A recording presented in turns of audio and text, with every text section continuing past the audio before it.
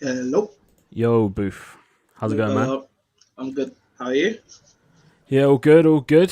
So we're going out live now on YouTube from the BTF podcast account, the Back to Football podcast, number one podcast for people who probably should talk about something other than football. We're here with our first ever watch along content, which hopefully will pave a new way, sort of pave the way for some new BTF content for the rest of the season. And the first game that we will be watching is Everton versus Man City at Goodison Park. The teams are walking out now. I guess, seeing as we're so close to kickoff, we should probably get some early predictions in from the boys. So, Greg, I'm going to come to you first. What's your thoughts on this game? What's your prediction? I think City are just unstoppable at the moment. We felt the full wrath of them at the weekend. And yeah, I think they're going to run rampant. Again, it's going to be 3-1, I reckon. I reckon Everton have got a goal in, but smooth sailing. Boofy, you agreeing with that? Yeah, definitely. I think City are just too hot at the moment to handle. So I feel like 3-1 is the fairest score you can give. Yep. Yeah, 3-1. And Johnny Mills, what are you thinking? Yeah, I mean, they haven't beaten City in like 14 games. The last time was like 2017 when a young Lookman, I couldn't get his first name out. Ademola. Ademola Lookman scored on his debut. He scored the fourth goal. I can't see another 4-0 to Everton. So yeah, man, I'm gonna go 3-1. 3-1. So is that? You know what? I'm gonna say 4-0. Actually, I changed that. 4-0. I changed it last minute. I think without Calvert-Lewin, they've got Richarlison. I think leading the line. Yeah, Richard. Yeah. So the lineups are out. We've got. Well, actually, I'll throw in my prediction just before kickoff. I'm saying. It is so hard to look past the City win. I'm going to go with 2-1 to Manchester City. I think it's going to be a tougher game than we think. But with Everton, it just seems like they're very inconsistent with their performances. And I think we discussed it the other day, Boofy, like without Dominic Calvert-Lewin, they do suffer a lot. So Yeah. I think it will be a City win. I just think it might be a little bit closer than we think. But yeah, to go back over the lineups, we've got Jordan Pickford in goal. 3 across the back for Everton of Mason Holgate, Michael Keane, and Yerry Mina. Lucas Dean and Ben Godfrey on the fullback positions. Decore and Tom Davis in midfield. Then Iwobi, Sigurdsson, and Richarlison up front. And then Manchester City, Edison in goal. Ruben Diaz and Laporte at centre backs, João Cancelo at left back, Kyle Walker at right back, a midfield of Rodri, Phil Foden, and Bernardo Silva, with Raheem Sterling, Riyad Mahrez, and Gabriel Jesus. That's a silly team. That's It's a a silly silly team. team, isn't it? Yeah. My God. They should be winning the Premier League every year. Yeah, Mate. and I guess the big news is Kevin De Bruyne is on the bench as well today, so we might see some minutes from him. I'm guessing depending on how the game goes. I think if they don't need to use him, I would think that they probably won't give him any minutes, but he is available there along with Sergio Aguero, Ferran Torres, Fernandinho, Zinchenko, John Stones, and Eric Garcia in case they were worried about depth. Similarly, James Rodriguez sits on the bench for Everton, along with Andre Gomez, Fabian Delph. Who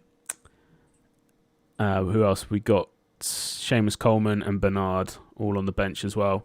So 2 very strong benches here today. So certainly a lot of cards that Ancelotti and Pep can play. The game's live on Amazon Prime. If you can watch along, please do. How do you feel about Amazon Prime's streaming? Do you rate it? I like it. Do you think it's not really cutting edge, and is it? It's not anything different, but I Yeah, suppose it's kind of no frills, but I don't know. I think it's quite accessible. It seems to be very, like, the actual engine in which it plays through seems very smooth. I don't know, what Boofy and John, what's your thoughts on games on Prime? I personally love Prime. I feel like getting to the game itself is a lot easier. Like it's got a lot of faffing. It's one login and boom, you're in. Well, it's like, for example, we got like Virgin, for example, and then you got a game on Sky. I had this actually on Sunday, which was also a game. You got to log into Virgin, and then from Virgin, you have to go to Sky, then log into Sky, then log in from Sky, you got to find the game. It's like a ball ache. With Amazon's 2 buttons to get a game. And the coverage isn't the best, but it's not the worst either. So, it's all right. I can't complain. Yeah, no, I agree. I agree with everything he said there. Yeah, it's a couple of buttons, and then you're in. For me, it's a lot easier than a certain other way that I choose to watch games. Through your Skybox. Sky Q. Yeah, totally legitimate ways of watching football. Yeah, totally. The game sort of started as we'd expected here. City dominating possession early. Looks like is it going to be a day of sitting back and counter-attacking for Everton? Rodri with an early effort, forcing a save from Jordan Pickford, corner early on. Are we around about the same point on our streams as well? I guess that's quite important for these watch-alongs. I'm like a second or two behind, I think. But I can deal with that. Johnny Mills and Booth? I'm a fair bit behind you. Yeah, same. Okay. Yeah, there's no corners yet. It looks like they're moving on their way down. Yeah. I think me and Mills are at the same point. So I'm on 2:13, 14, 15. Yeah. So what we'll do is if when it gets to 2:30, I'm going to pause it. I'll do the same. And then you guys, when you get to 2:30, let us know, and we'll unpause. So that's the only issue with streaming. Is like no one's ever at the same point. Yeah, for that's sure. The only issue. Yeah. I mean, ideally we do this in person. Yeah. So what time are you guys on now? 1:53. Okay. I've just seen Rodri Cancelo's effort. I've seen a chance. Yeah. That's brilliant. You've just made a save. Okay. Well okay. The players are just walking out. Yeah. I was like, Everton have just signed James Rodriguez. Fucking hell. I'm on 2:10 right now. Okay, 20 seconds. He's and then we'll unpause. I'm on 2:25. Okay. So, Booth, you pause when you get to 30, yeah? Yeah. And I'm on, I'm in 5, 4, 3, giving you a countdown. 2, 1, 2:30. Brilliant. Nice. Okay. Right. So me, synced up. Yeah, we should all be roughly synced up now. Amazing. It's cool that you can do that, though. It's cool that you can. Yeah. That's a pretty massive cool. benefit. Yeah, I would imagine it's more or less put in specifically for that purpose. You would think. Oh, heavy touch there. Heavy Four touch. keepers, man. Something's in the water.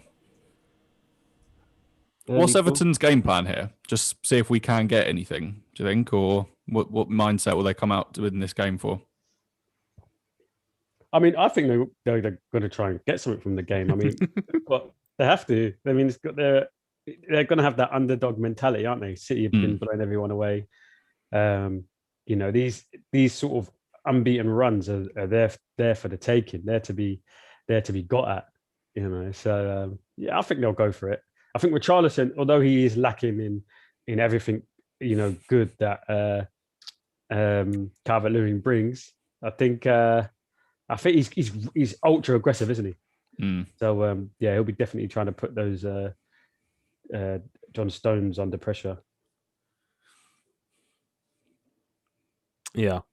So just to double check, you're at about 355. Is that right? Yeah. Cool. Hang on. Nice. I'm flitting How back do and players forth. all have fresh trims? Like everyone's got a fresh haircut. It annoys me so much, man. And it's literally pissing me off. I'm not gonna lie to you. Yeah. I'm struggling. I am struggling right It's now. not right, is it? I saw something about that, and that they're using, because there's basically like a loophole where if you're on TV, you can get a haircut, or you can have like basically hair and makeup. So I think there's a loophole in like the government legislation around that sort of thing, and I think that's how footballers are all getting it done, because they're getting it under like a hair and makeup kind of guise. Yeah. But yeah, it is a little bit BS, man. Yeah, I mean, I'm guessing that, that's the sort of thing where you'd hope maybe that the club just maybe take some responsibility and bring those people into the testing circles and stuff like that. Because I'd imagine, at a minimum, if you're going to get a barber, to come up from London or whatever, to do it. I mean, John, is it Sheldon, or you used to know that Sheldon guy? Sheldon, yeah. He used to cut my hair back in the day. And then there was, I think one time it was just the wait was too long, and I was just, you coming from school, you want to swing by the chicken shop. I was thinking, boy, if I don't see someone soon, I'm not going to get to go. I ain't getting no wings. I ain't getting no 5 wings for £1 on my way home. So I went to someone else. Prep check. Floyd. I went to Floyd, who and then since then I always went to him. Like, he was cool. He was selling like Nokia face-offs back then and jeans and bits. He was cool in the same way that Sheldon was cool. They were both just cool cats. It weren't just go get your hair cut next. It was a good chat. They had things to sell, like nothing illegal, but like, bits and bobs, CDs. nothing illegal, bits and bobs. Yeah, CDs, DVDs. Well, nothing major. I'm talking about a class A. I'm talking about CDs, jeans, face-off phones, all the rest of it. So yeah, it was just a cool. He used to be a place called Emmanuel's, and then they moved to Bliss, which is in Clapham Junction, on Lavender Hill. And then Floyd went off and started doing it from his house, and I just went with Floyd and his whole customer base. And then I think if you listen to Sheldon's story, I think they kind of got rid of him, or like he had an argument, he fell out with the management, went away, and he came back and brought the place. Oh, mad. Changed it to HD Cuts. So when you go past Clapham Junction now, it's called HD Cuts. But when I used to go there, it used to be called Bliss. And it was called Bliss when I went off with Floyd. And Floyd was doing all like the So Solid boys hair, like Romeo, Harvey, Ashady, like all the So Solid crew boys. Like Floyd was doing all of those boys and stuff. So yeah, they're both really good barbers. I just got on a lot better with Floyd than I did with Sheldon, but they're both great guys. And obviously, I'm so proud and happy to see what Sheldon's doing all over social media, cutting all the footballers' hair. It's a good look for him. He's doing well. Yeah, no, absolutely. Stories there. What are you thinking of the game so far? It looks pretty even, pretty end to end. Could go either way at the moment. Yeah, I like it. There's a lot going on. Here he is. Hello. Here he is. Hello. Oh. I kind of watched a bit of the highlights of the game in 2017, the last time they won. Everton won. Any guesses for who was on the score sheet? Obviously, I've given you Lookman, who scored the 4th, but any guesses? 2017. Tom Davis, because I saw it when Amazon came up. Yeah. He played like, mate, he was balling out, mate, that day. He was balling out. Tom Davis. Who'd been a striker back then? Was Lukaku? No. Yeah, it could Lukaku got the first goal. Oh, really? Yeah. He took he got the first one, and the second one you might struggle with. You got the second. The Fully, with the Faye. No. Good, close though. Close. Leighton Baines. No. I'll give you one more guess. Seamus. No. Morales. Remember him? Was it Morales? Kevin Morales. Man. Yeah, man. He got the second goal. He terrorized us every week. We played him. Honestly, that time. Yeah. He was a bad winner. Yeah, he was a good player. I just want a haircut. I'm looking at all the trims. I'm thinking, I've been wearing a durag about 6 months now. I'm getting stressed out. Oh mate, I've given up, Beefy. I've just given up. I barely do my hair. I just don't even do it. Like most of the time on Zoom, it's kind of blurry anyway. I ain't got the best camera. So in any work meeting, you can't really. It just kind of has a Jackson 5 curve to it. All of the kind of fray bits are all like blurred out. So yeah, I've given up, man. Good chance here. Jesus moving into the middle. John Aldino in the comments said that Floyd made your hairline move forward. Yeah. No, to be fair, he's right. He's right. I just always go to Floyd, man. I remember one time I used to be a supporting artist, an extra, and I called up Floyd and I was like, oh man, like I've got this London electricity advert. Like I need a trim. Like I'm looking a bit wild out here. And he's like, I can't. I'm busy. So I went to this random barber's down the road, and yeah, man, yeah, they say that for a reason, man. Don't switch up your barbers. Boy, he aged me badly. Like gave me 6 head, like it was just horrendous on all sides. It was just, when it grew back, it was just painful. So I was like, from then, I was like, if I can't see Floyd, or I can't get to Sheldon or someone like that who I know's he knows how to cut hair, then yeah, man, I'm just gonna just ride out. Right. Ride it out. Ride the wave. Out. Yeah, it's not happening for me. Yeah, no 5 heads. Do you guys think Phil Foden will win PFA for Young Player this year? 100%. I think Saka's probably running him close. And I almost think what Saka's doing is it's probably more impressive in an awful team. Not awful team, but a team that's not playing well. Like,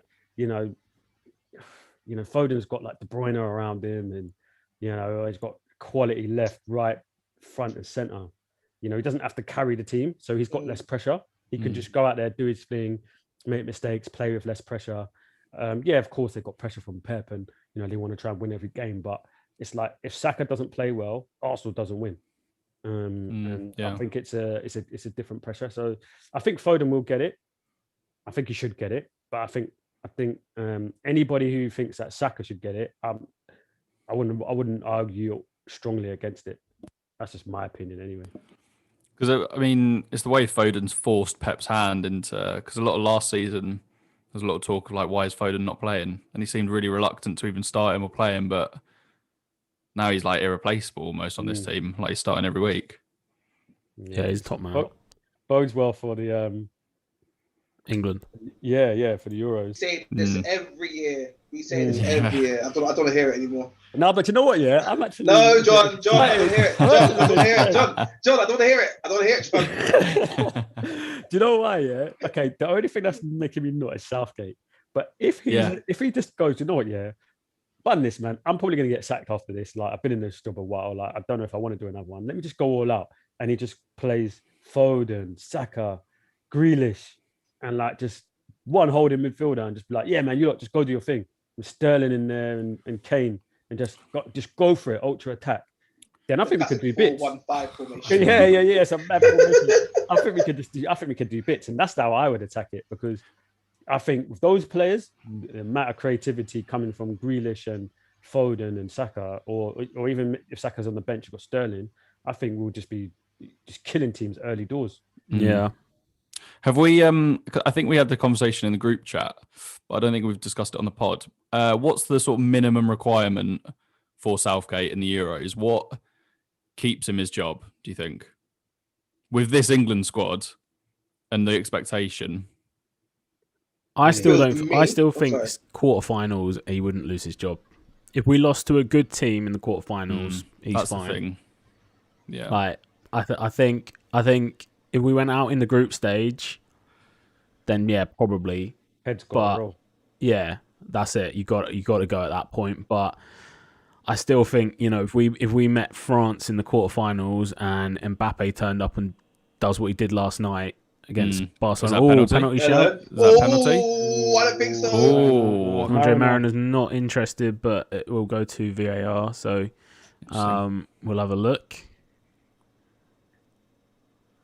Nah. I mean, it's modern penalty though. No way. Look, he jumped over the ball. Way. There's no way. Oh yeah, he throws his legs underneath. Nah. Yeah, No. No. Should be a bit like, those are the ones where like VAR needs to just say to Mariner, like, we've looked at it. It's a clear kind of simulation from Bernardo. Book him. Like literally. Book him.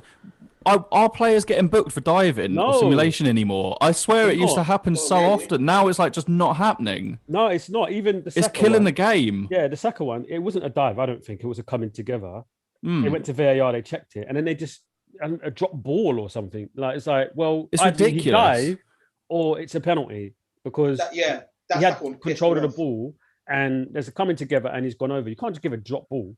Like, it's ridiculous. They're getting away with murder. It's like, why wouldn't you dive? What's the worst that can happen? Yeah. It does my head in, man. Got a little bit of an injury here. little scare. Jerry Mina's. I kind of rate him. You know, I wanted him at Arsenal after the World Cup. I got that World Cup fever when you watch a player and you're like, yeah, man, I want him. I mean, he was injured. He was injured for a while, wasn't he, when he first started? But he's good, man. He's good. He's speaking English. He doesn't look like a guy who He speaks had. good English. Yeah, I don't think he speaks good English, but I think he does. I'm basing that purely on those social media videos that Everton upload, where it's like, "Come on, the toffees" and stuff like that. So, I don't think that he's. I don't know. Maybe you'd think you'd have a basic grasp, wouldn't you, by now? But yeah, I rate him as a player. I mean, obviously, it didn't quite work out for him when he went to Barcelona, but yeah, he was a top player in the World Cup, and then he's been pretty consistent this year for Everton. No, yes, and Holgate as well. Where did Holgate come from again? Barnsley. Was it? It's something like Barnsley. Is that where they brought him from? I think it's Barnsley. I'm Still a little fact check. I'll put decent money as Barnsley. I think he might have been somewhere before then. You know, Wasn't like Newcastle or something. No. Barnsley, yeah. Yeah, Played well it. done. Look at that! What a Look shout. at that! Well done. Look at that! Nice one. Oh well. Yeah, I rate him. I'd take him at Arsenal. Boofy, where did Godfrey come in from? Norwich. Norwich, yeah, Norwich, Knows his stuff, knows his onions. Yeah. Look, I've got That's why we got him on talent here. of knowing players like. He's lounging back on his new sofa, paid for by his knowledge of football. Come on, bro. Big daddy. I'm taking the comfort right now. I'm enjoying it, you know. Got my run down there, TV right here. Can't complain. Life's good. City sort of started to control the game, I think, now. It looks like a little bit. Oh, you say that. Turnover. Visible. It's all right. Commentator's curse. Oh, yeah. Do you guys think Everton made a mistake not selling Richarlison in the summer for like 70, 80 mil to Barcelona? Did they put a serious bid in? I might have missed that. Yeah. Yeah. They rejected it. It was like a proper. Here we go. Oh. Jesus with an opportunity there. Over the bar, no corner given. Good through ball. Who played that through ball? Was that Rodri or Bernardo? It's Rodri. It was like Rodri. Yes. Rodri Giggs. Happens to put the angles though. Over the bar. That's one thing I like. They got the camera angles. It's different. It's just not me. Yeah, Nah, man. No, I agree with you. Yeah, I think some of those camera angles as well this year have been kind of that's been one of the very, very few benefits of not having fans in the stadium, is that it has opened up a little bit more space. And I think for like rigging up stadiums and stuff, if you're a TV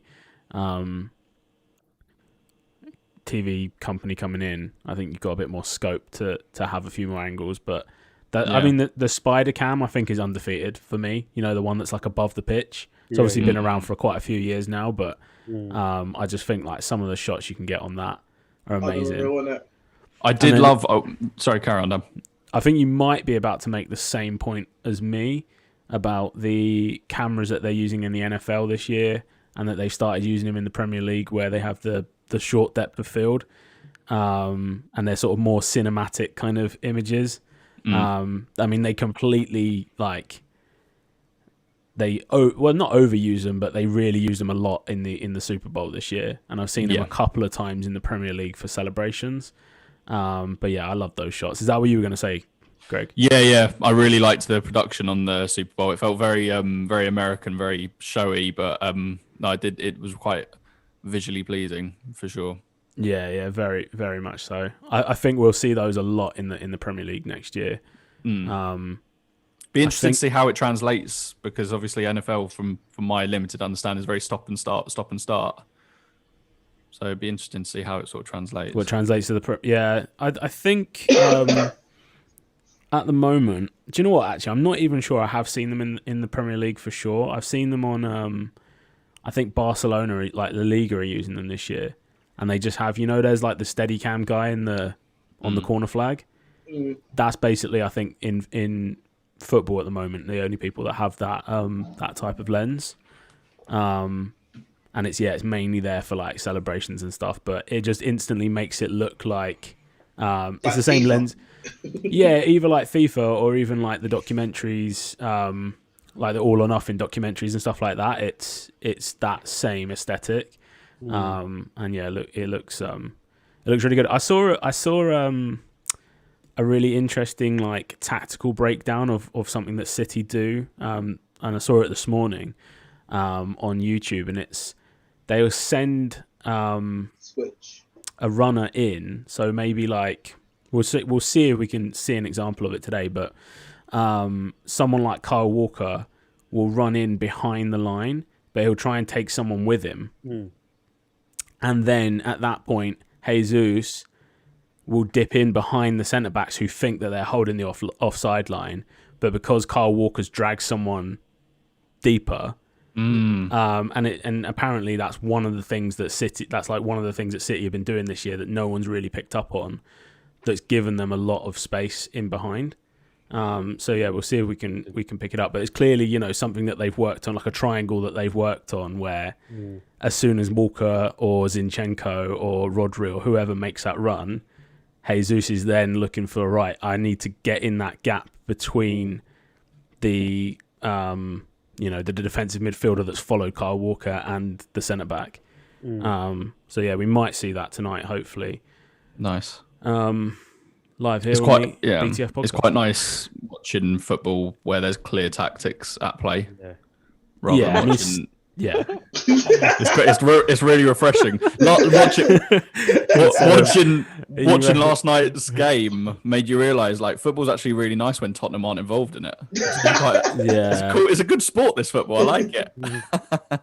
We've had an early change, haven't we? Yeremina's gone off. I don't know if you guys noticed that. Did he go off? He went off. Yeah, Seamus Coleman's come on, so okay. They've had a bit of a reshuffle at the back. John Aldino wants to know our predictions. He didn't quite catch our predictions. So we'll go back over those. I think I had 2-1 to Manchester City for this game.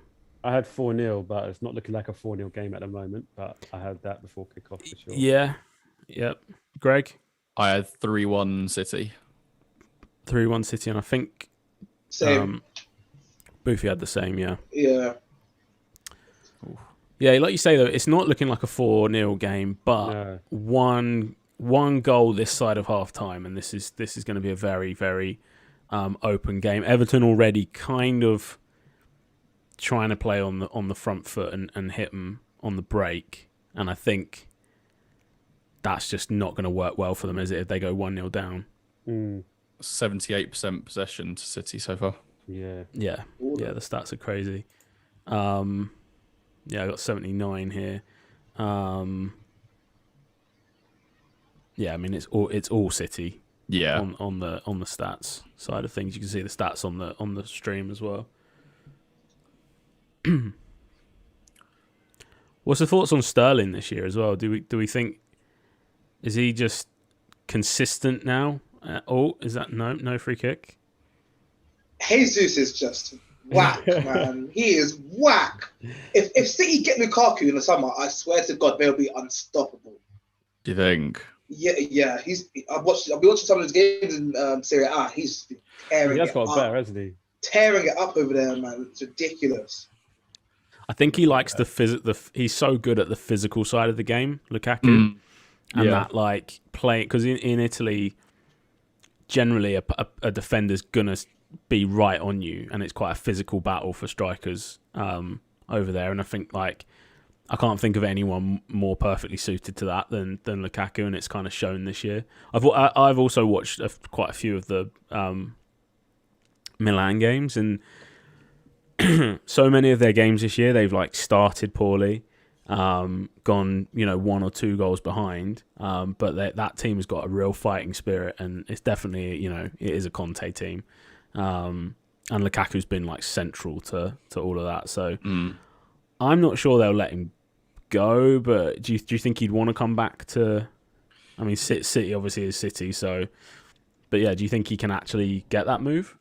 Do you think they would sell him? I mean, he only just went there, didn't he? Yeah, I think he's had 2 seasons out there.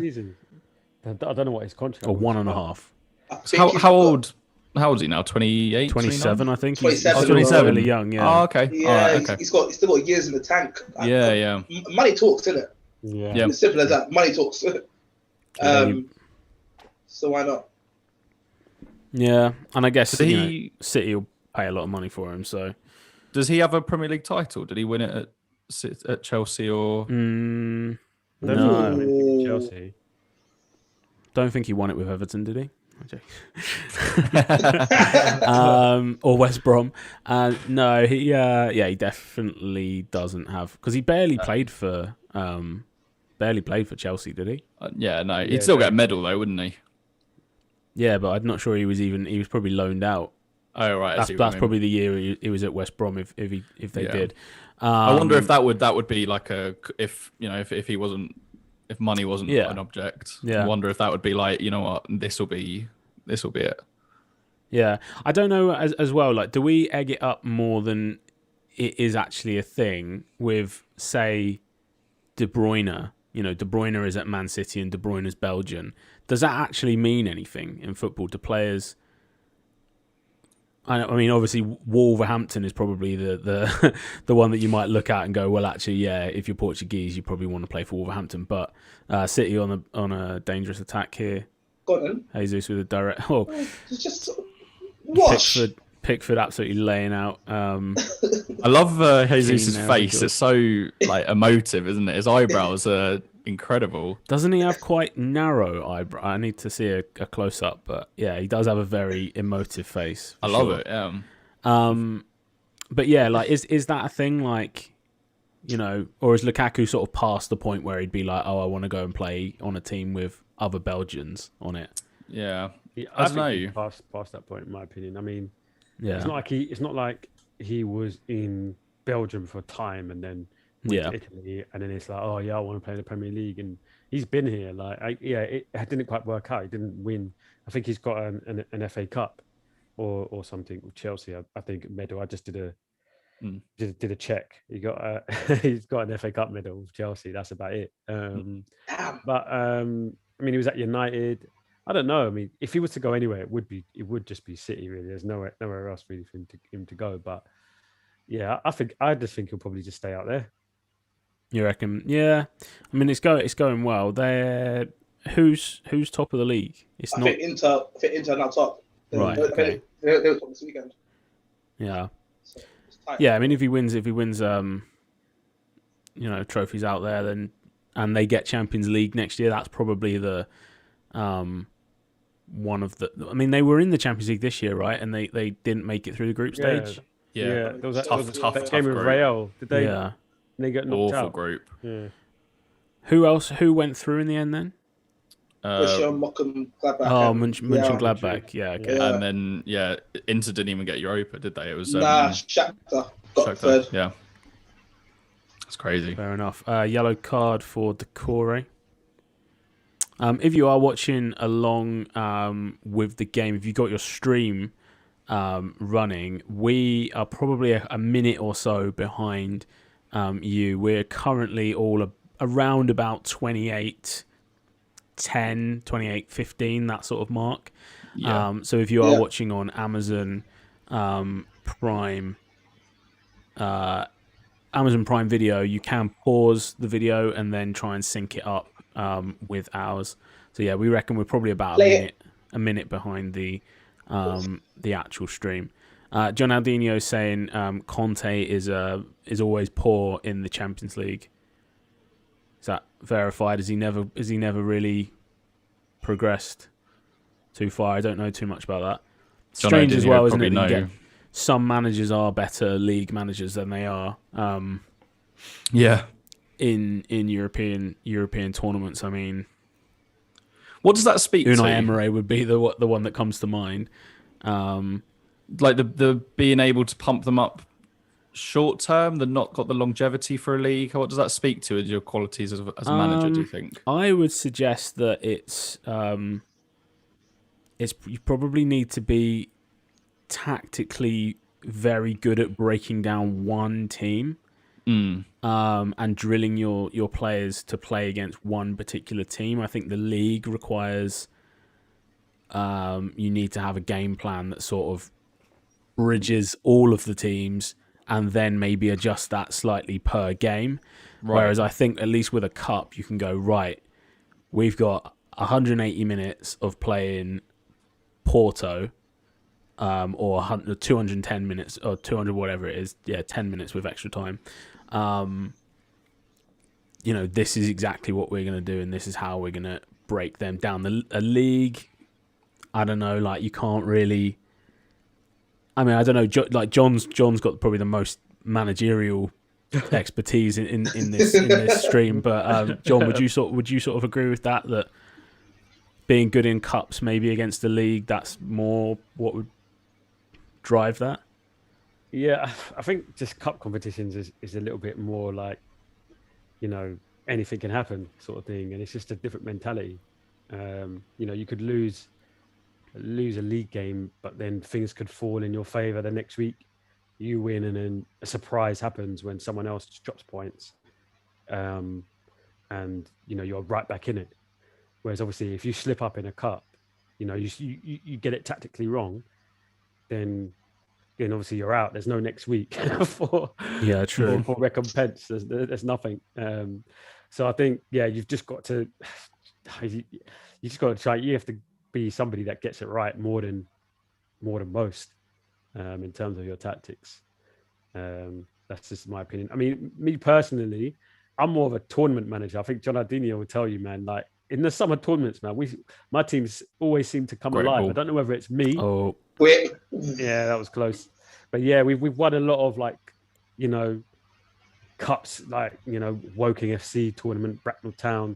I brought my team up from London, and we've gone and won it, and there's all got to the final, sort of thing. Whereas the league, you've got, especially with kids football, you've got I can't come this week. I've got rugby. I can't come this week. We've got a corner here, by the way, for Manchester City. Foden plays it in, cleared out by Everton. Riyad Mahrez doing some tricky stuff on the edge of the box. He's got it back in. There he goes. Foden deflected and in. Manchester City take the lead. Great work. What a player. In this game. Pep looks so happy. I like that. I love that, man. Yeah, that's quite nice to see. Good play there from Riyad Mahrez to sort of cycle the ball there and get it back in. Look at Foden's movement. Kept the attack going. Gylfi Sigurdsson with a weak press. And Foden, a bit lucky with the deflection off of Seamus Coleman. I think it was came off the inside of his right. He would have scored it. You know what? Pickford's not getting there anyway. The way that Pickford's not getting there. He has absolutely pinged that, hasn't he? He's going bottom left. He's going nowhere near that. Oh, beautiful. Yeah, PFA player. I'll put some money on that right now, actually. From depth there. On what? What you put money on? Foden, young PFA. Yeah. Has to, man. Yeah. If you win the league, man, you can't really give it sack again. Go on it now. What's the odds? What's the odds? Let me know the odds, sir. We're not sponsored by any advertising, but if anyone's watching, if it's like 4-1 or better, I'll do it. If not, I don't know, man. Nah, I think he'll be. I don't think it'll be good odds. You might get the BBC Young Sportsman of the Year. You might be able to find odds for that, especially if let's be real. But if England were to win the Euros, he would surely be a big part of it at this point. So you might get outside odds on Phil Foden as the sports personality of the year later this year.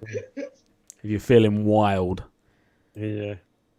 What do you think, Foden? Do you think, this is a bit of a mad question, but do you think he stays at City for the foreseeable? Like, as in, I think 10 years? So. He just stays there, season in, season out? I think he does. He's a City boy, isn't it? It's not like...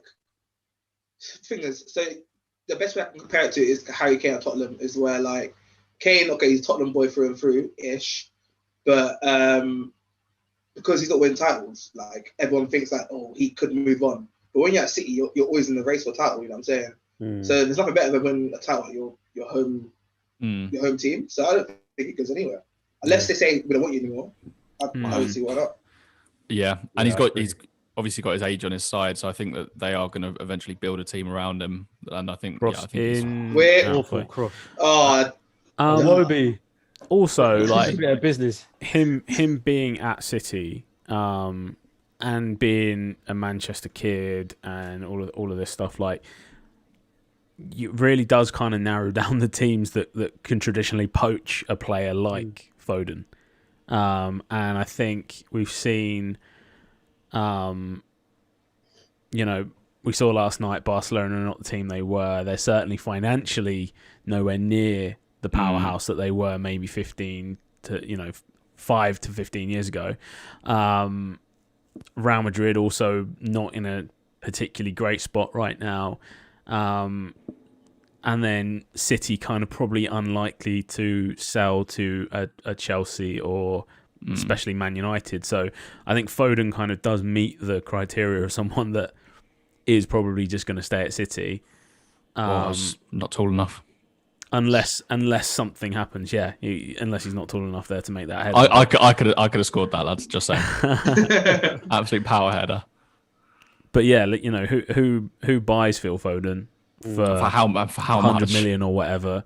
Also, add to that he's English, and traditionally English players don't really.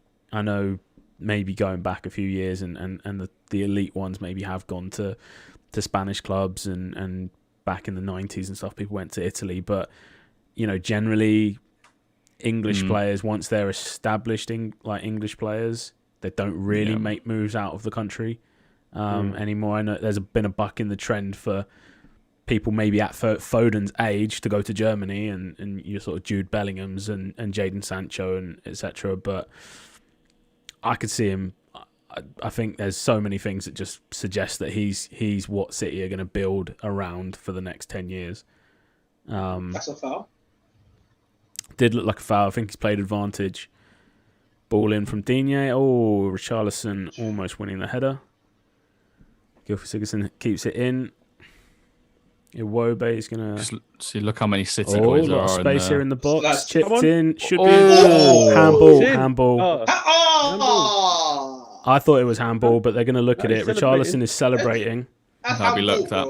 That's definitely have a look at that. VAR. I instantly thought for me that it was handball, but doesn't seem to be too many protests from the Man City players right now. No.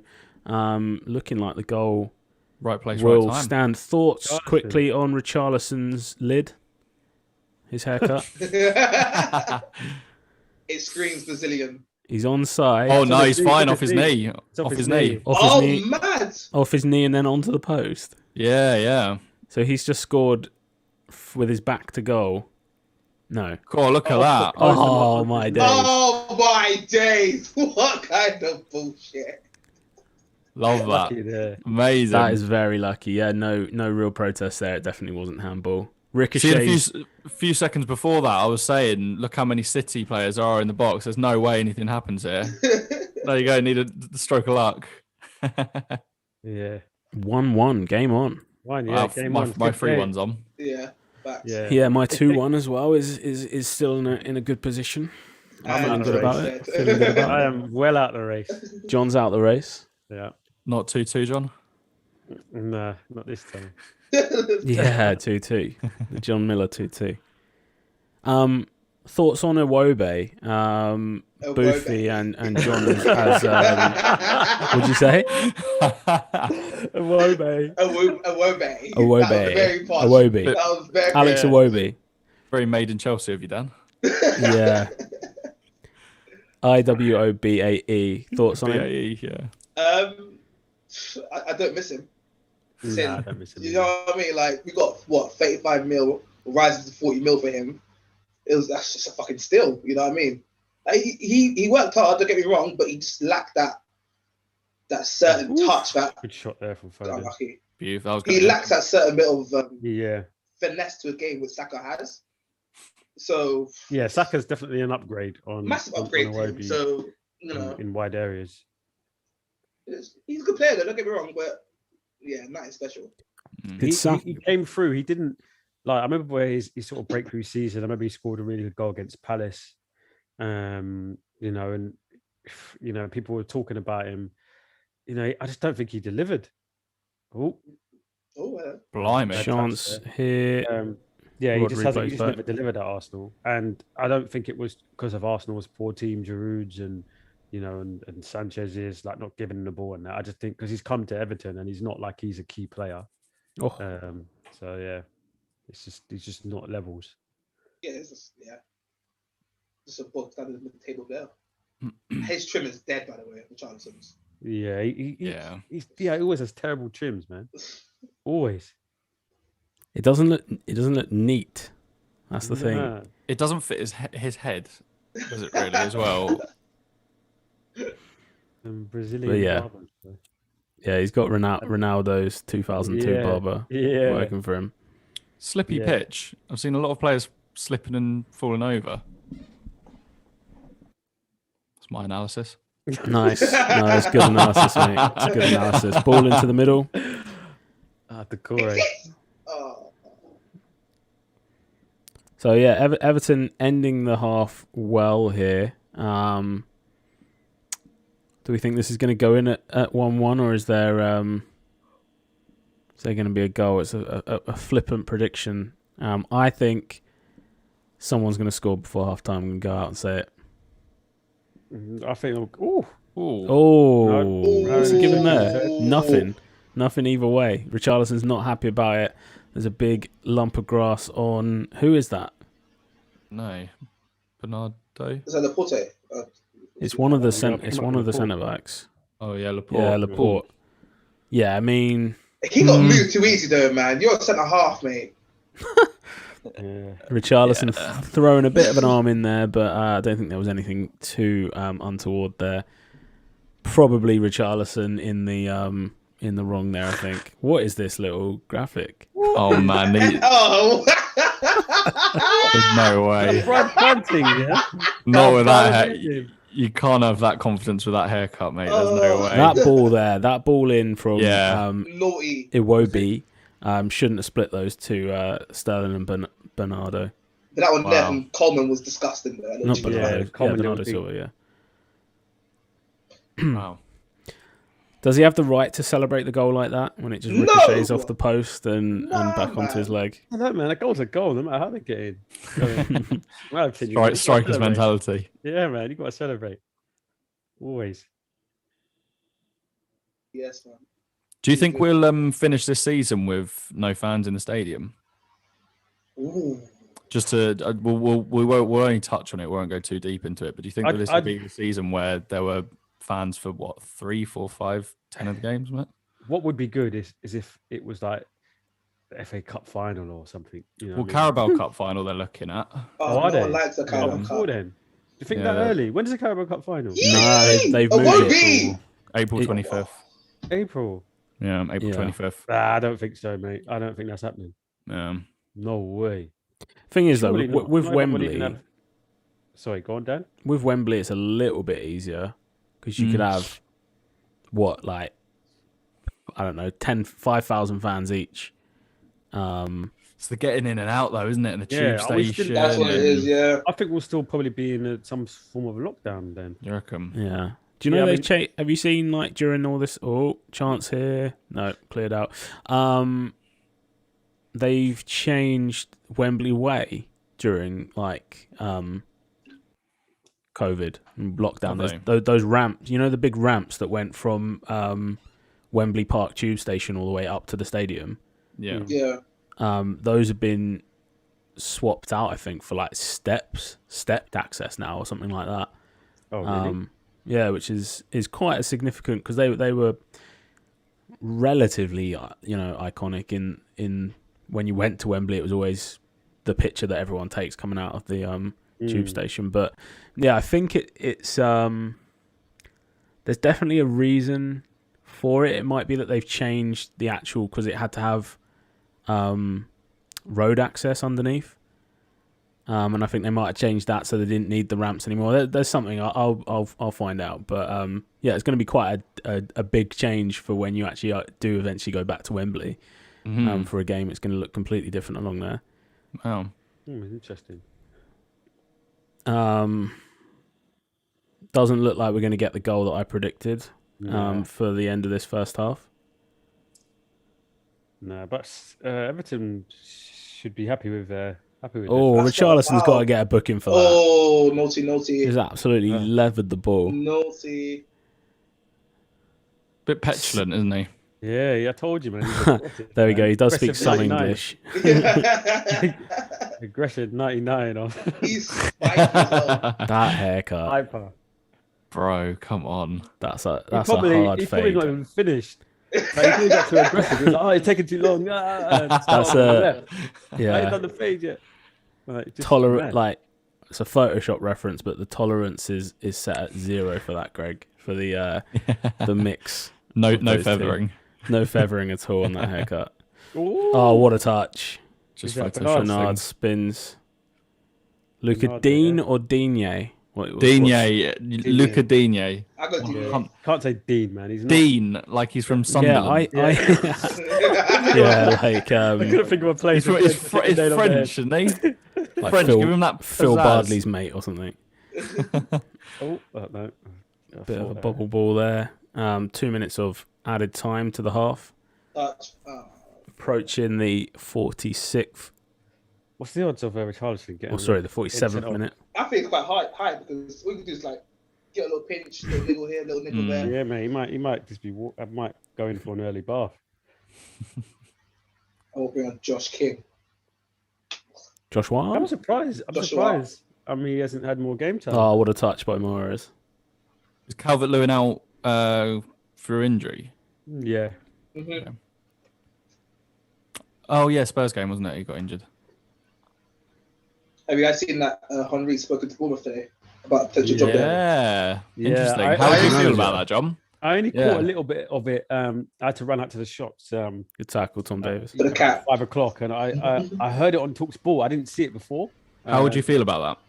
Yeah, I mean, why not, man? I mean, it's not like he's just retired like last week. Do you know what I mean? Or at the end of this season. You know, he's been out of the game for a while. He's been with Martinez in Belgium, like working with Lukaku and that. Where else has he been? Wasn't he in Monaco? Monaco. Monaco. Monaco to Bournemouth. And he went to. Did you say Montreal? Yeah, I was going to say he was in America, wasn't he? Yeah, he's American now, yeah. Well, technically Canada. Canada, yeah. Yeah, I'm not that sure how part that of went. America. Well, it is technically North America, isn't it? But... Yeah, half time. Nice. Yeah, I'm all for it. I'd like to see players in the game, especially as well. Obviously, don't want to bring race into it, but a young black manager as well. Of course. You know, there's not too many of those in the top 2 English leagues. So yeah, I'm all for it, man. I just hope he has taken everything on board. That he's played under Pep. He's been with Martinez. He's done a few bits himself. He's obviously played under Wenger. If he hasn't learned anything and ain't a half decent manager, then maybe it's just not. It's not for him. Yeah, that's the thing. Yeah, I don't know how good. I don't really know much about him managerially, but I heard that he was quite disrespected at Monaco. Like the players didn't really listen to him, didn't really care what he had to say. Because he was taking the piss at Monaco. He was taking the piss out of them. Was he? I remember one story came out saying like he was on the pitch and the strikers could do like a certain drill. So he like did the drill himself and was like just smashing it like this is how you do it. It's not that hard. If I can do it at the age of 40 something, why can't you do it now? And there's like one drill like he was dribbling past all the players like take the ball off me. It's not hard, take the ball off me. And he's just like embarrassing them. And players just did not appreciate it. Yeah, wait. I get it. When you're like Monaco, like 18th, 19th back then, so they were struggling. And he's like, come on, like you guys are like professional footballers, like pattern up. You know what I mean? Right. I get it. Yeah. Who else did something like that? I heard something similar about Paul Ince. I don't know where he went. Someone will have to check where he managed, but they Celtic. Nah, it weren't Celtic. It was either in like League One or Championship. MK Dons. Might have been MK Dons. I think it was MK Dons. And they were saying that some of the players came out after and saying that he was just like, when I was at Man United, like it was just kind of me sort of thing. And the players were like, come on, man, like we don't want to hear your tall stories all the time. Like we need to get out of this relegation battle or whatever it is. And he was just, he just had that air of superiority. And when you're going down there, especially if you're like a world beater, someone like Paul Ince, who played at the highest level, played for Inter, played for England, played for United. You kind of got to go in with it, and Omri will have to do the same. Like he has to go in. He can't go into Bournemouth with that kind of attitude. He's got to go in like a bit more like humble and trying to help people. Can't be like, yeah, man, unbeaten run, man. I was just like slotting it past Jeskalainen. Just curling it around Jeskalainen's arm and all that. You can't just be you can't be going on like that. He's got to be more calm and just be like, it's a new chapter. Like Omri the manager, man. New exactly. Chapter. Yeah. We got a few comments from John Aldino. He says Henry standards are too high for Bournemouth, which is possible. I think we talked about it before on the on an older podcast about that clip where they mic'd up Henry in MLS, Montreal, and he's like micromanaging the players. Because obviously, like you say, he was a genius and could do things that no other player could really do, and he's expecting maybe those standards from players.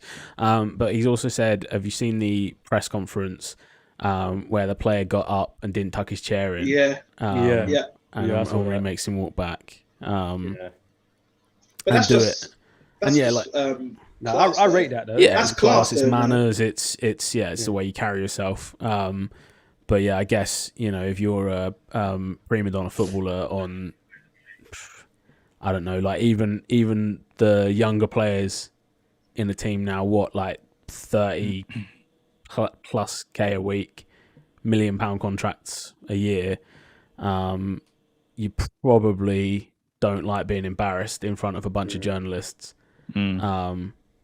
which is where it does kind of, it's like, is Henry doing that for the player? Is Henry doing that for Henry?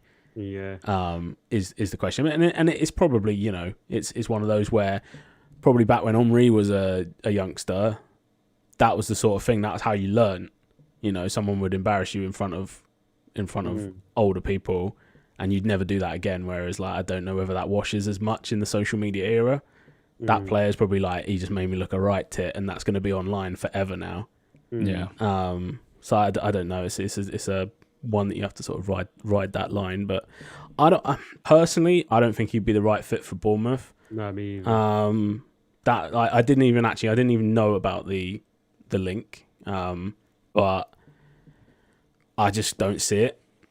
I think, surprisingly, they'd be better with Frank Lampard than they would with Henry. I think Lampard fits a club like Bournemouth a little bit more. John Aldino says, I remember when West Ham players didn't like Zola because he was always megging them in training. Is that the one you're talking about? One of you said there was a player that went somewhere else.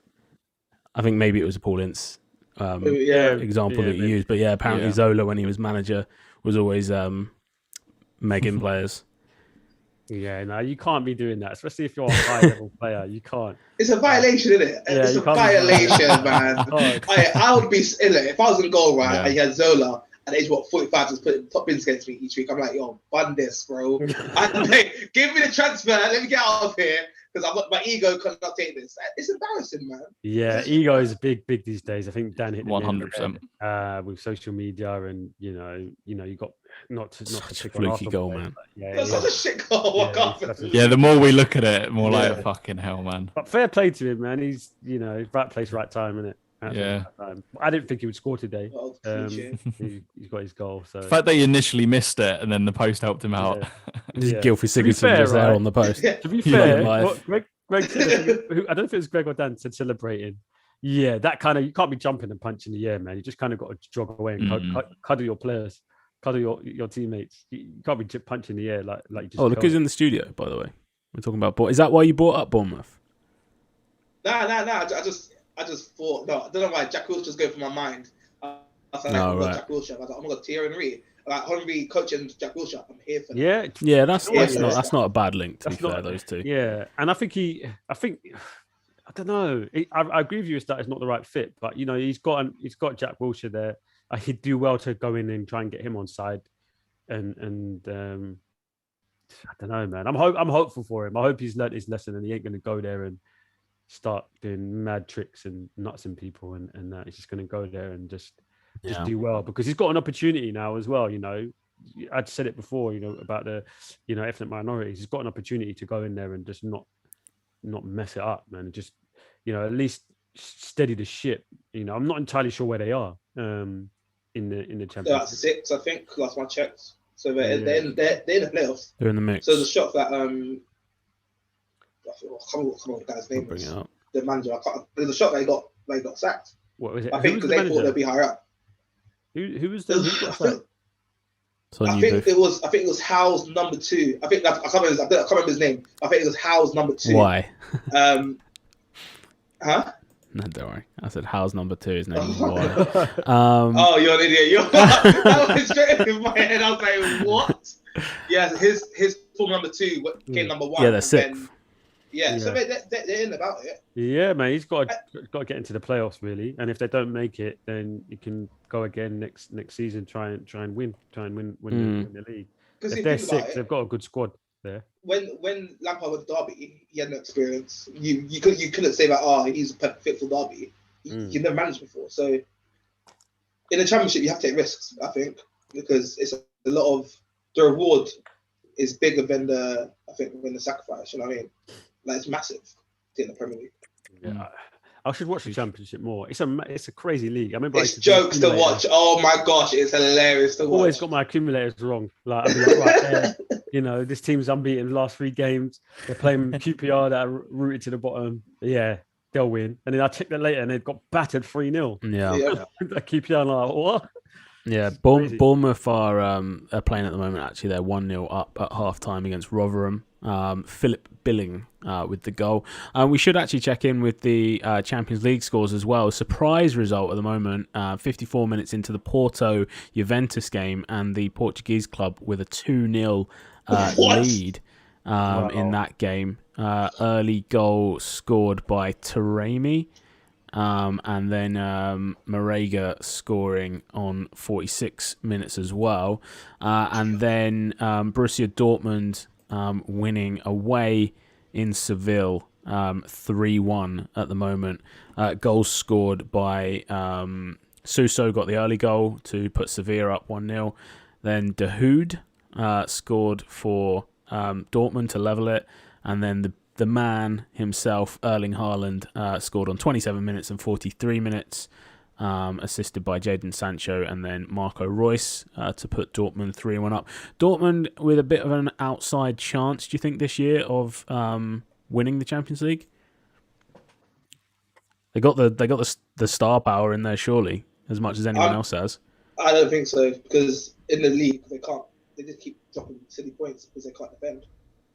In the league, so obviously the Champions League's different kind of fish in it. So, but I think there's some teams that's too strong for them, mate. Yeah, I agree. And then following on from that, then there's another question related to Dortmund and going back to what we were saying about City maybe pursuing Lukaku this summer. What do you think the price difference would be between, say, Lukaku and Haaland? And on that, does Haaland have a release clause at the moment? Is that right? Mil? He had one for like 1 season or 2 seasons, and then it changes or something. I remember reading. Yeah, I think it is 60 mil though. I remember reading a headline like City have like only 8 months to sign him at this price if they want, or something like that. You got to go do it. You have to. Someone like that, he needs to be playing in the Premier League. 100%. We've got to get him over here. Where he goes, who knows? But yeah, City. Didn't his dad or someone like that play for City or something? Yeah. Alf-Inge Haaland was the player that Roy Keane had that famous horrific tackle. Yeah, that was on Haaland's dad. Because the history between those two was when Roy Keane initially did his like cruciate ligaments when he was playing for, I want to say it was when he was at Forest still, but it might have been Man United, and Haaland was playing for Leeds at the time, and when Keane went down in like absolute agony, Haaland came up to him and said, "You fucking dived," or whatever, said something to him in the heat of the moment. And then obviously Roy Keane, being Roy Keane, held that vendetta and that grudge against Haaland. And then when Haaland was then at Man City in that game, Keane just like absolutely put a leg breaker in on him. Which at the time, well, I remember everyone used to say, "Oh, that was what ended Haaland's career." Roy Keane ended Haaland's career. Apparently, apparently it didn't.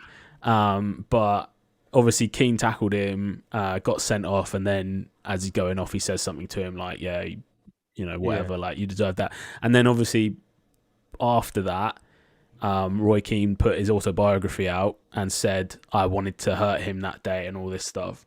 So there's a lot of history there. I asked Jay, my Norwegian Jay, about it, and he reckons that wouldn't be an issue with Haaland and Man United. It's not really. I don't know whether that's the Norwegian media have already asked Haaland about it, and would he go to Man United? I think certainly with the Solskjaer link, it probably helps quite a lot. And to be honest, Roy Keane is not really considered as kind of a. He's certainly probably a club legend at United, but he's not a darling of the club. He's not an ambassador for the club. So I think all of those things tied together. I think Haaland to Man United is still a very slim but possible outcome. But then obviously, Alf-Inge Haaland also played for City. Erling Haaland himself is a big Leeds fan, but I don't think Leeds are quite at the level just yet to. He was at the ground signing shirts before he moved to Dortmund. Which ground, John Aldinho? Which ground are you talking about? Old Trafford. But yeah, I think he would like to go to Leeds. If Leeds were a Champions League team, I think that they would be able to get Erling Haaland. But I can't see that happening for no way. At least another 2 years if they manage to pull off a Leicester or something. But I personally can't see Bielsa as great a manager as he is. He's not a long-term thing. I don't think. I don't think he'll be at Leeds for another 2 years, and it's what Leeds do after that and how they sort of reshuffle the pack. He was at United apparently signing shirts before he signed for Dortmund, Erling Haaland. But what a troll! Would you rather? Yeah, I love that. Brilliant. Would you rather have? I think for me it's probably a no-brainer. But would you rather sign Haaland or Lukaku if you're Pep Guardiola as well? I'm thinking about his time scales. John? Haaland. He's younger. Yeah. Just get him in. That's a no-brainer. No-brainer for you, Booth, as well? Nah, I'm saying Lukaku, man. Really? I'm a really, really big fan of Lukaku. Like I genuinely believe he's that top 5 strikers in Europe right now. Cool, man.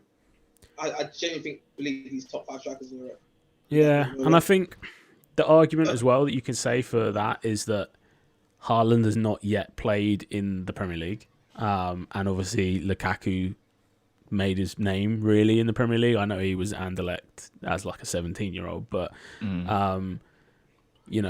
Lukaku's one of isn't he like he's a top 15 at least Premier League goal scorer? I think. Of all time, not all time, or fast 100 goals or something stupid. Yeah, he's up there. He's up there as one of the heralded Premier League strikers. So yeah, if City were to get him with the system they play, you would think he fits in, but I don't know. He's not they don't. Can you think of the last player that City had that plays like Lukaku or Lukaku? Wilfred Boney. Well, yeah, Boney's the one that came to mind. Dzeko kind of. Yeah, Dzeko, maybe Jovetic. Dzeko maybe. I think Lukaku is slightly more athletic, more dynamic. Yeah. But yeah, he's not a like for like replacement for anyone that City have got at the moment. It's true. But having said that, neither is Erling Haaland. John Aldinho says at least top 10 overseas strikers in the PL to score goals. But yeah, second half is underway. If you are watching along with us, we are probably about a minute behind the main feed on Amazon. You can pause it to align yourselves with us. At the moment, we're on about 46 minutes and 45. So yeah, you can pause by whatever that time difference is. It might make the viewing experience a little bit better. But yeah, we're expecting a City masterclass in this second half. We think Pep's got a game plan. Do you think Pep's ever not got a game plan for starters? Yeah, he's always got a game plan. He'll be. Yeah, I can definitely see City getting a couple of goals for sure. Yeah, definitely. Where is Ilkay Gundogan today? He's out. He got like a little. I don't know if it is. I haven't read it today, but in the last game, he pulled his groin. He was sitting on the floor, and he he got subbed off. Okay. So I think he's got a groin injury or some kind of muscle injury in that region. In the groin region. In the groin region, yeah, definitely. You have to fact check that, but yeah, I remember him being subbed off after sitting on the floor and having a little fair enough play down there. As you do. Yeah, he's been a big part of their game recently. So yeah, I mean, if they've got De Bruyne on the bench, I think he Yeah. can come on and make a difference. But yeah, I think they're definitely missing him. Although the possession's high, and they are dominating the game, they're definitely missing that player. From what I've seen so far, I think as well, like if you bring in, let's say, I don't think it would be Diaz, but maybe Kyle Walker. Is Kyle? Who's the three centre backs? It's Diaz, Laporte, and yeah, Kyle Walker's playing. Kyle Walker. Yeah. So, maybe if he came off for De Bruyne, or Bernardo for De Bruyne, whatever, like it does then release Foden into more of a free role as well. He can afford to go out wide, or push further up. I think if this is still 1-1 at 60, around about between 65 and 70, they'll be bringing De Bruyne on, I think, for 20 minutes at the end. Yeah. And Like you say, he'll unlock a tired defence. Yeah, exactly. I guess as well they got the option to take off. I was going to pull up the lineup. So yeah, it is a straight back four actually. So I think De Bruyne would be likely to come on for Bernardo. Sterling's had a relatively quiet game. Yeah. Hmm.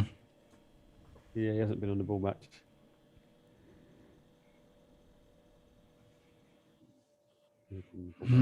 But he is a sort of player that can just appear out of nowhere. Yeah, appear out of nowhere. I mean, they're in a dangerous area at the moment, looking threatening. Who do City have in the Champions League next week? Does anyone know? It's a great question. I'll have a look. Craig's on it. So yeah, at the moment, City in the final third, just controlling the ball at the moment. They travel to Mönchengladbach. Okay. That's a good game. Yeah. Do they have to play that in a neutral venue? On the 24th. I would assume so, because we can't go to There we Germany. go. Shot Hello. from It's it. Bernardo. Good Good save from save. Jordan Pickford. And Everton get the ball away. Richarlison wins a free kick on the edge of the box. Yes, in Budapest, Puskás Arena. Okay, same place that Liverpool played, isn't it? Yeah. Very nice stadium. Yeah, it is. Hungary. Yeah, but that's not the worst place to go, is it? No. What are you saying? It's not the worst place to go, is it? Budapest. Nah, the stadium as well is stunning. Tom sent me a picture of it yesterday, just before the Liverpool game, and I think it's one of the newly built sort of UEFA 5-star rated stadiums. Nice. There's so many nice stadiums like all the way across Europe now. Like, I feel like the last 15 years, like pretty much since the Emirates. How old's the Emirates now? That's got to be coming up 2007. Okay, so six, seven, 14, Yeah, 6-7 season. Yeah, 14 years. But yeah, since that was built, there's just been so many stadiums everywhere. I feel like that almost like laid the blueprint for because new Wembley as well opened around about the same time, didn't it? Yeah. The year after, yeah. And those stadiums did sort of like set a bit of a blueprint for stadiums all around around the world. Although I want to go, I'd get everything to go back, mate. Yeah. I want to go back to Highbury Arsenal. Right, to go back to Highbury. Sorry, I thought you meant just to get back to watching football live. No, Highbury Arsenal, man. Highbury Arsenal. Yeah. Highbury Arsenal, serious, man. Yeah, I was only young when I went to Highbury, innit? So I don't really remember. Deflected shot. Gylfi Sigurdsson throws himself down after it. Not much of a chance, really, in the end. All I remember is like at Highbury, you had to stand on the seats and it was rowdy as hell. That's all I remember from it. Well, like it's actually like well decent compared to Emirates, which is kind of shit. Yeah, it's sanitized, isn't it, a bit? Oh, yeah. You got to sit down. There's no. But no, the problem with the Emirates is there's no home end. There's no like actual home end where you have all like the rowdy and the singing fans. You don't have that. You look at like countries like Germany, for example, like Dortmund, for example. They got, I don't know what end they call it. The yellow wall. The yellow wall. And you got all the fans. They're standing the whole game. Got the flags going. Got the songs going. And actually, like really creates an atmosphere. Well, I feel like here in the UK, we don't have any grounds like that. That actually have the proper singing end to it. Yeah, I guess you got the cot at Anfield and sort of the Stretford end and stuff at Old Trafford.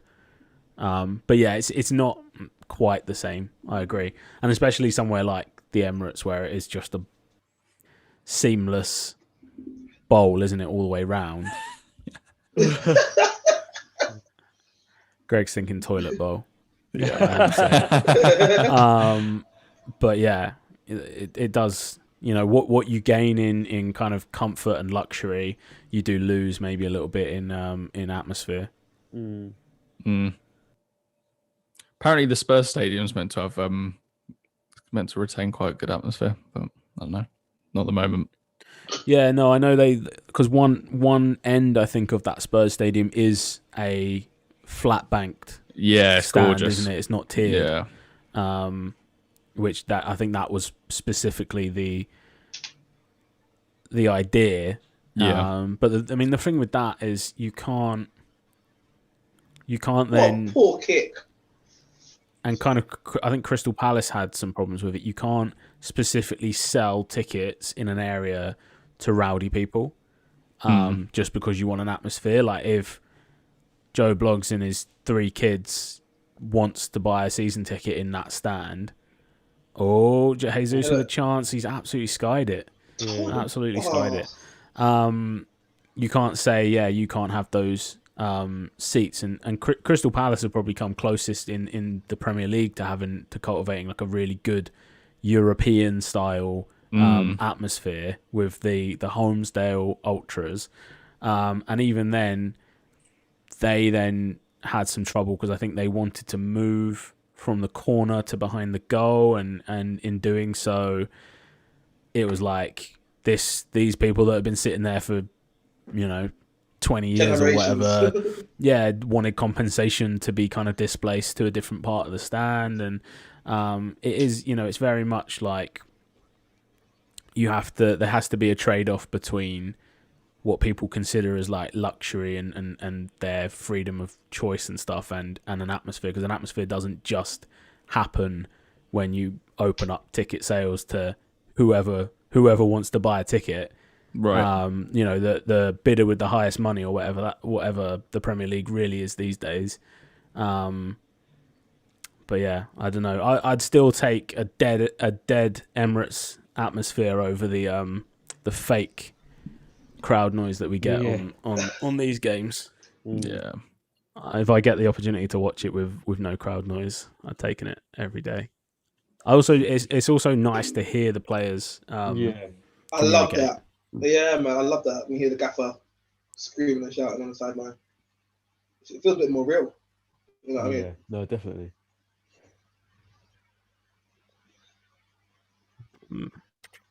Thoughts on the second half so far? More of the same, really. More of the same. Yeah. Pretty much the same. The pattern of the plays, pattern of the game's pretty much the same as it was. I think City just got up the tempo a little bit. They need to do a bit more. Yeah. Otherwise, Go on, Alex. yeah, they're not gonna be able to break them down. They've got the quality, they've got the bench. So yeah, I think it's just a matter of time until they bring them on. Yeah. Those scores in the Champions League remain the same. 2-0 lead for Porto. Taking that game back to Turin, that is going to take some doing to undo a 2-0 deficit. So I think certainly, obviously Ronaldo, but Juve are going to be doing all they can in that last 20 minutes. Strange, your favourite person in the world, Greg Dybala, is on the bench in that game at the moment. And there's a Swedish guy up front, Kulusevski. Do you know much about him? Anyone know much about him? Not so. No. Yeah, Dybala's got a funny relationship going on with Juve at the moment. I think he's still in contract talks or not, or I think it's in Juve's hands whether they want to sign a new deal with him or not. Yeah. It's a shame though. Like, he's a great little player. I don't know. I could see him going to like a City or something. He seems like I'd love him at Spurs. Don't get me wrong. Don't get me wrong, man. But I think the obvious destination for him is joining Poch at PSG. Yeah, that's the thing. I was about to say they can afford his wages. Poch loves taking Argentines under his wing and getting the best out of them. So for sure. I think that is a possible transfer. Like you say, I would quite like to see him in the Premier League. I do agree he's a very good player, and I've seen him do things. It's absolutely brilliant. But I'm still not 100% convinced that Dybala would be a Premier League superstar. Yeah, he could definitely go away of like a Lamella or something, or like Coleman, risky play there. Ooh. Yeah, do you know what I mean? Like, I think he's a better and a more obviously Lamella we got when he was like 22 or something. He only had like one good season at Rome or something like that. So I think Dybala's a bit more proven, but I can definitely see him going the way of, because I mean, we're having a sort of similar problem with Lo Celso at the moment. Like, incredible little player, but just the physicality of the Premier League. He's just spent, I think, like 4 out of 12 months injured. Yeah, he's injured a lot, isn't he? Oh, injured so much. Oh, yeah. Everton with a chance here. Gylfi Sigurdsson on the edge of the box. He's got to play it out wide. Jesus is Lord.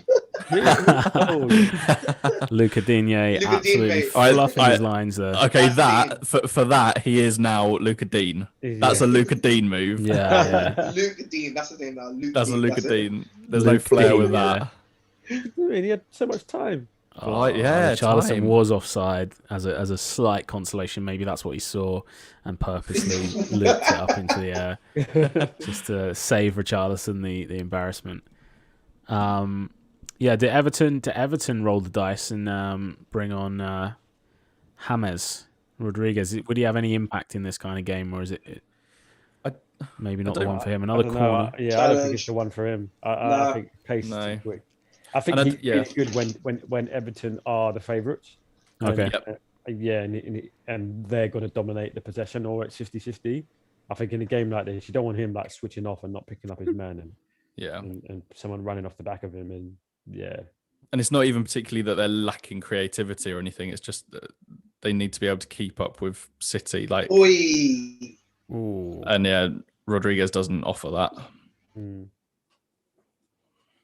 It's strange, isn't it? What 22 games in the Premier League or whatever it's been does to a player's reputation? Because you think even last year we would have been like, oh, imagine if we'd said if Everton had James Rodriguez on the bench right now, surely they would bring him on. But actually, we're at the point. It's a bit like the Gareth Bale transfer, where it was like, oh my God, Bale's coming, and now it's like, yeah, Bale's on the bench. I wouldn't even bother bringing him on, like in these situations, and it's kind of a little bit like that with James, like where once they drop into the Premier League style of play, and you Alex, realise you're not JJ. I swear down. What? Sorry, he's Alex Werby. Sometimes I feel like he thinks he's JJ Kocher, and it stresses me out. like I'm his thinking, uncle. bro, yeah, like his uncle. Just play it simple, bro. You got it down, move it on, mate. Don't do those little. Yeah, Rodri with a cute ball over the top. I'd almost argue that it's worse with Gareth Bale though, because Rodriguez was showing signs of being a class addition to the Everton squad, whereas Bale, I mean, sorry, he's not really done a lot. Bale's the ultimate example of expectation versus reality. Right? Yeah, for sure. Disparity. I was going to say, what's gone wrong there? Is that what you think it is? It's expectation versus reality. I mean, I don't know. It's a bit of a let off for him because he should be like everything's in place for him, and it always was for him to come back and be brilliant and do all of this. And I think, I don't know. I mean, you can only blame Jose for not playing him to a certain extent. I mean, you've got to trust him as well that if he's not seeing anything in training or not seeing enough that we can be 1-0 down to Chelsea or whoever. Wow. Oh, goal scored. Whoa. By Riyad Mahrez. I actually didn't see the goal, so replays are going to be my first viewing of this goal. Right. He said, settle down. I've got this, lad. Yeah, absolutely. Wow. That one. That was a whiz. That was great. How did the goal go in? Classic. Like a left foot sort of finesse kick. Yeah, feet finesse inside. L1 circle. L1 circle. Class player, Riyad Mahrez. Okay, so he comes in from here. Little bit of interplay. Perfect little.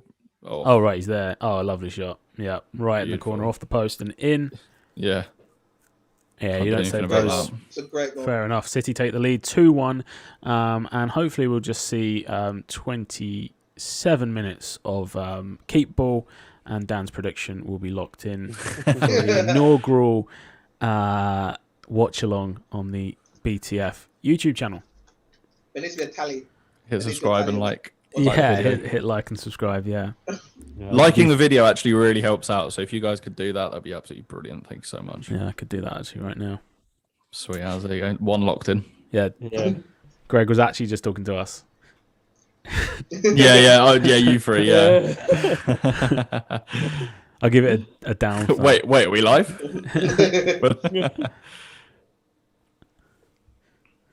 I wonder if those are centrally held. You know those little graphics that come up. They look off center, don't they? Well, yeah. Like, I wonder if those are like just provided by the Premier League to Amazon, BT, and Sky, or whether, because I know BT do their own like big media day and stuff. So whether Prime Video also did one. Yeah, maybe they want to be like the fun, quirky, do a little dance. Yeah, because that's kind of BT's remit, though. I would say BT have all those adverts where it's on the green screen. So yeah, I guess there's only so much you can do in football coverage. Yeah. Dodgy old clearance there from Jordan Pickford. I'm going to bounce, lads. Cool. I'm sticking with my prediction. I think this is going to end up 3-1 to City. I think you could be right. I mean, I'm seeing a late goal maybe here from. They're in the groove now. Yeah, moving for sure. Confidently, a bit quicker than before. Yeah, I definitely see them getting one or two more. Excellent. Okay, boys. I'll catch you all later. Yeah, have a good one, mate. Cheers for joining. Yep. And then there was three. Yeah. Then there was three on Pickford. I was going to ask a question actually before Greg said his goodbyes. I mean, thoughts on our chances at the Euros with Pickford in goal? Is he the man for the job, or should we be looking elsewhere like Pope? Or yeah, well, I think obviously Henderson's out of the conversation now. Pope, I think Pickford for me. I think he's got tournament experience. He can be. He's done a few weird things, obviously, but I think he's still. I don't think he's done enough to lose the starting spot. I don't know, Boofy, what are you saying? I prefer Pope myself personally, because I think he's got about 6 inches on Pickford anyway. Just so for size, I think he's just a better, safer choice. And like he's not as much of a show pony where like Pickford, I feel like he goes for them extravagant saves and the camera saves, and when like Pickford just like Pickford the Pope, sorry, just sees ball, saves ball, move on with his day kind of thing. So for me, I personally prefer Pope. If and I think the chance of it happening is so slim. But if Emi Martinez was to naturalise and get a call up, if it was a choice between Pickford, Pope, and Martinez, who would you take? Maybe not in an England context. Who's the better goalie out of those three? Ooh. It's very difficult because there's probably not enough minutes of Martinez to really make an informed decision. But this year, I would say he's been the better goalie out of those three. James and Josh King coming on. Big Duncan Ferguson sorting out the numbers board there. I always think it's weird that is one of the jobs of, Duncan Ferguson actually holding up the thing there. I don't know whether it's a COVID protocol. Yeah, I was going to say, it hasn't always been that way, has it? No, it's COVID. It's just like, I think like each team has their own one now. Right, so you're not passing it around. Okay. Yeah. Got you. Is it Tom Davis? Yeah, Davis off. And who else came off? Didn't see the other sub. Webby. Oh, yeah. Yeah, so Ancelotti rolling the dice, obviously a goal down. But yeah, going back to... All right, we'll just wait for this free kick to come in. Everton have got a free kick. Luca Digne into the box. Clears everyone. And Rodri's going to try and keep it in. No, he's not. Or is that Cancelo? I always get those two mixed up. They got very similar hairline and everything when I see them from a distance. Obviously, Rodri's a bit bigger. But yeah, here we go. City going to probably play like this for the rest of the game, I would think, trying to break out quick. But yeah, so Emi Martinez, Jordan Pickford, and Nick Pope. I think Pope. Yeah? I think Pope's a better goalkeeper from what I've seen, but the resident goalkeeper give his opinion. I agree with you. I really, really hold Pope in a high regard. I'm surprised that a bigger club haven't gone in for him. Like, he's a very good goalkeeper, and you don't really hear too much about Pope making mistakes or Pope being a dickhead in the media. You know what I mean? He just goes about his day and just does his job, innit? So, but for me, Emi, I do like Emi. Yeah, Emi. But I liked Emi for the past like 4 or 5 years. Like there's one bit where he played a couple of Champions League games for us when we had 2 goalkeepers out, and he's played really well in Champions League for us when he was young. So he's always been a good goalkeeper, but I feel like Pope is just a bit more steady going. You know what I mean? Like, from Pope you're getting a sort of 7 out of 10 every week. So that's just fine. Yeah. That's for me, really. And I guess the other thing to consider though is it too... I know Pope's got a couple of England caps, but I assume he has. I think he's played like 45 minutes here, 45 minutes there and stuff. Yeah. Is it too late to sort of bring him in as the number one, or do we really? Does Southgate really know what defence he's going to be playing? That's probably the other thing. If James exactly. Yeah, would you play Tarkowski? James Tarkowski? He's got Stones, he's got Maguire, he's got Mings, he's got Tarkowski, he's got Keane at Everton. Yeah. Like, he's got options. But I feel like Maguire is the one that will definitely start. Yeah. Because Connor Cody as well. Connor Cody, there we go. You know what I'm saying? Like, bro, and then my little... lovely play-by. Sterling there. Sterling and Foden linking up. Oh, just doesn't quite thread the ball through, but trickles through and cleared by Godfrey. And for me, my little rabbit in the hat that might come through. Rob Holding at Arsenal. Maybe. So he's got about 10 and a half, so you're playing all well this year.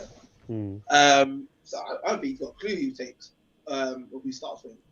I'm not entirely sure if the what feet they are exactly. You lot have to. Yeah, check. true. Stones and I've got you. Who do you want to know? Stones and Maguire. Right-footed. Yeah, so they're both right-footed. Yeah. This is a FIFA player here. Yeah, sorry. Yeah. Career mode. Who's a left-sided player? Isn't Mings is left-sided. Yeah, Tyrone Mings. I was going to say is a left-sided. He's the only one. Oh shit, we forgot about Joe Gomez as well. And Joe Gomez, yeah. Even though he's injured right now. I don't know if he'll make it. Maybe. Yeah. But we don't have many left-foot centre backs. How do teams generally set up if you play three at the back?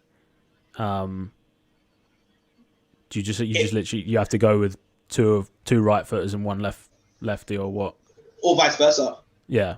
I know Arsenal, when we were going through our phase playing three at the back, we had Gabriel what a terrible pass. João Cancelo just gave it to no one. We're going through a phase. Oh no, it wasn't. It was Laporte. Jesus Christ, they've all got the same haircut, man. The same trim, same complexion, same little facial hair. Yeah. We're playing Gabriel on the left, David in the middle, and then Holman on the right for some periods. So I feel like as long as someone's on the left, there has to be left foot, or someone's on the right foot. Then the man in the middle has to be comfortable playing with your foot. That's a foul. Yeah.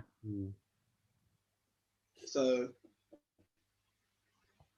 But yeah, I don't know whether that, because obviously you've got, if he's looking to use Michael Keane, for instance, then you've got that link up between Keane and Pickford and that understanding. If you're going to go with Hope's at Burnley, am I right? Yeah. Yep. And obviously we play with Tarkowski. And I think, that is quite important. And that's where, I think having Pickford, that Pickford's got the most minutes with, say, Harry Maguire. Yeah. And then what we're looking at, probably Trent and would it be left Trent? Back up for grabs. Luke Shaw, probably. You got Chilwell as well. Yeah, Chile. So I think left back is good play. Is that Allen? Who played that? Who's number 4? Number 4, is it? What, for Everton? No, it's just, this guy at the bottom is a Holgate, I think. Holgate, yeah. Yeah, it's Holgate. I don't think it's Allen's injured, isn't he? Yeah, I don't think he's on. Yeah.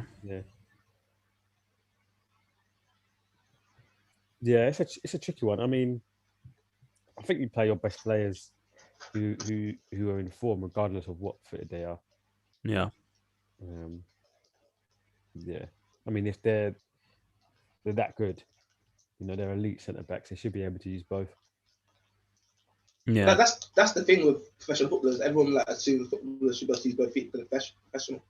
But when it's a weaker side, you know what I mean? No matter how good you are. Yeah, true. It's a decent ball.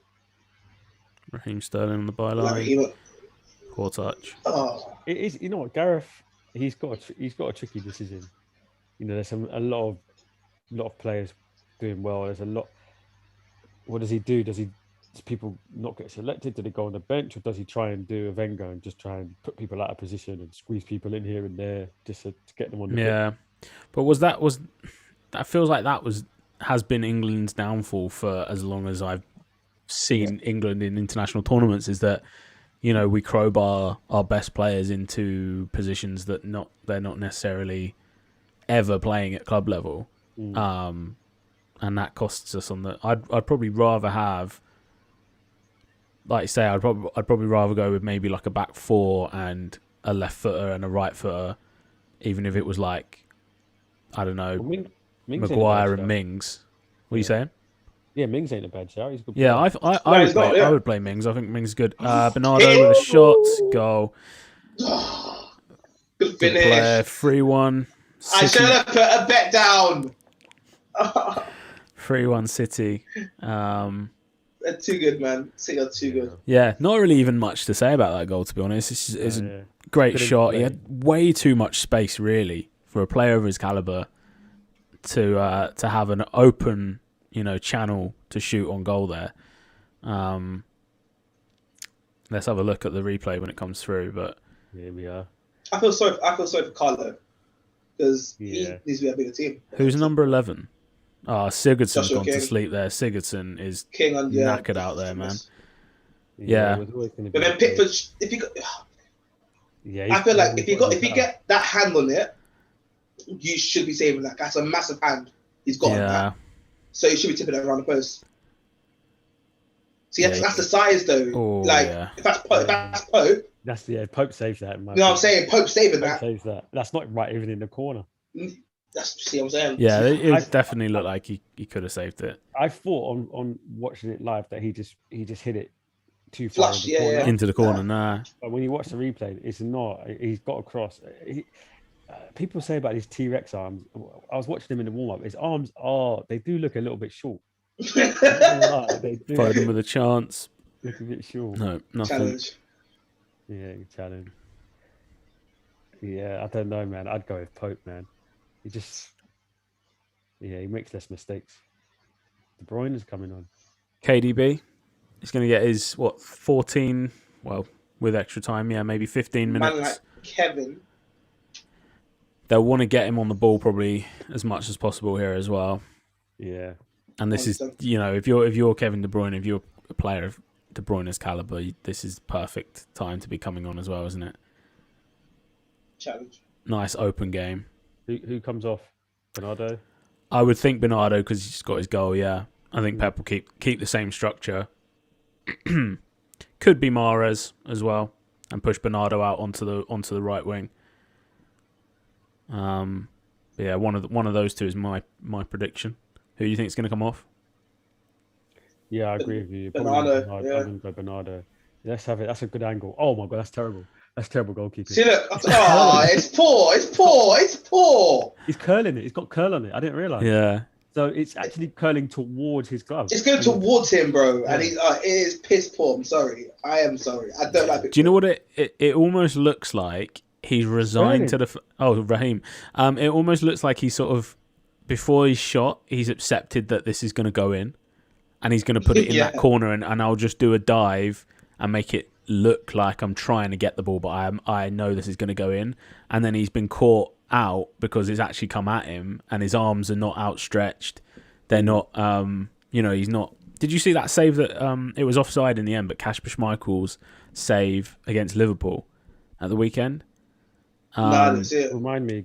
I can't remember who it was. I want to say it's like Firmino or Salah or someone hit the ball from like point blank range in front of Kasper Schmeichel, and he's just like had his arm up in the air. Nice ball there from De Bruyne. Plays it out to Gabriel Jesus. Back into, is that Bernardo?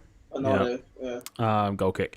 Someone hit it at Schmeichel at like point blank range, and his arm's just been up in the air like that, and the ball's just hit his arm, and his arm's not even moved. And like if that was Pickford's arm would fly back and the ball would go through his arm.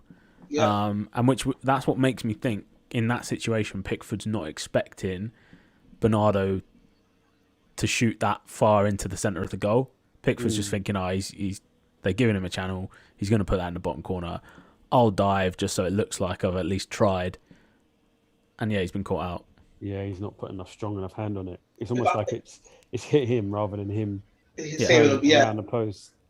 If I was Everton this summer, I'd be like, look, I'm going for Pope. Because I think it's clear that Carlo doesn't really rate Pickford that much because obviously he's been chopping and changing between him and Olsen this season. Olsen saves that, in my opinion. Olsen saves that. Oh yeah, Olsen saves it 100%. So if I was Carlo, I'm like, yo, bro, here's £40 million. Give me Pope. Aye. Yeah, there's a little sighter there from Everton, but the game's done there. Edison had that covered.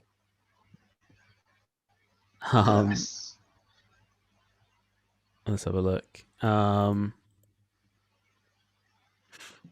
let's check on we'll check in on those Champions League scores as well, because they must be finished by now. Let me just refresh. So we've got Juventus did get that all-important goal that we said they'd be looking for. Chiesa with the goal assisted by Adrian Rabiot. And Sevilla, also importantly, got a late goal through Luke de Jong. So they lose 3-2 on the night. What are you doing? Hit the Corey! Fapping with it, mate. But both games go to the second legs poised on a 1-goal difference. John Aldinho, 2-1 Porto. Good result for them, but I think that away goal. Ronaldo's going to be thinking about nothing else over the next, week or 2 weeks? Probably 2? Oh, no, it was a 3. I'm not sure what the difference is between the two, but it's probably 2 weeks, I would think. John Aldinho, when's the next leg of that game? And Sevilla still in that tie against Dortmund, but Dortmund with the 3 away goals is probably going to make them the favourites, at least, to go through. Look, the big game is tomorrow. The real competition is tomorrow. You know what I mean? There are some amazing games. There are some amazing games. Some big games. Look, the Europa League isn't the same competition from 10 years ago. When you get any Tom, Dick, and Harry, you get like just a random team, like a Real Sociedad in the final. You know what I mean? Yeah.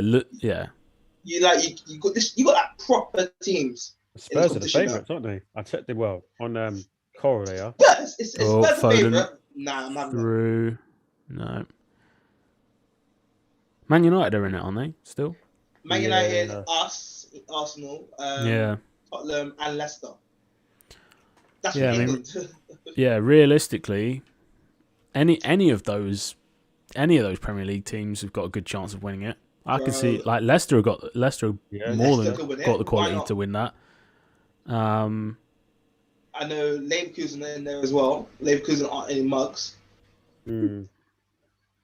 I don't know. I think AC Milan are in there as well. AC Milan, second in the Serie A? Yeah, I'll pull up the fixtures. I saw Milan in it, and they got Ibra as well. Ibra, yeah.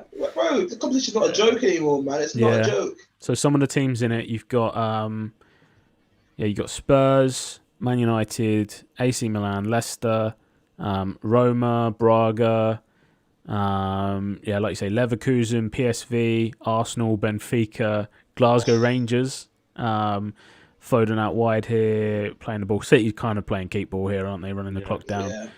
Probably gonna just pass it around like this and then pick out that one killer pass.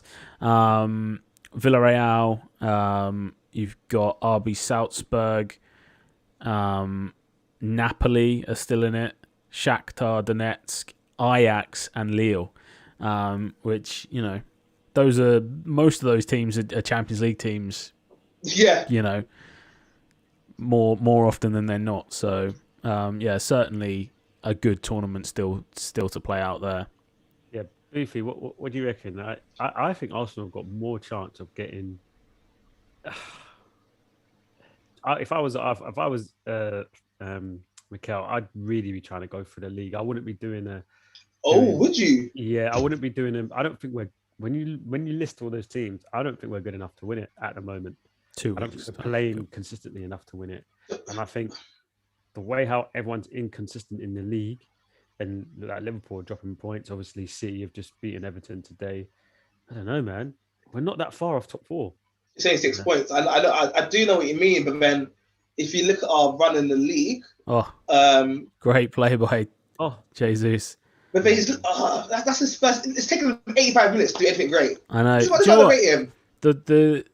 The moments that he's had in this game that have been good is been out wide there, taking on. I think in the first half he was up against who's their left back?